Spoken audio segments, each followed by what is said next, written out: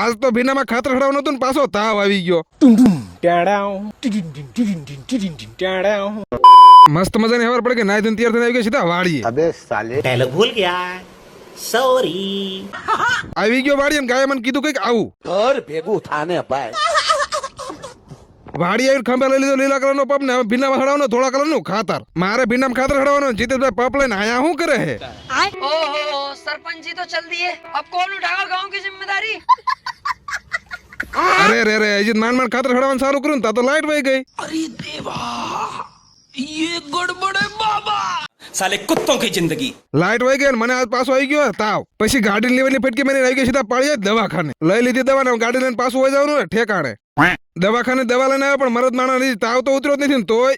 વાતું બધી મર્દાનગીની થાય હો ભાઈ. साले तू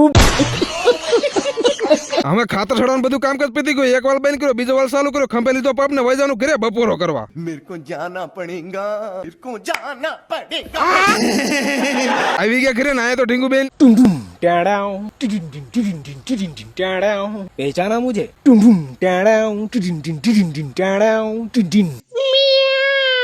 હવે હું ઢીંગુબેન બે ખાઈ પીને હોઈ જાય છું ને આજનો વ્લોગ આયા જ પૂરો. Okay tata bye bye.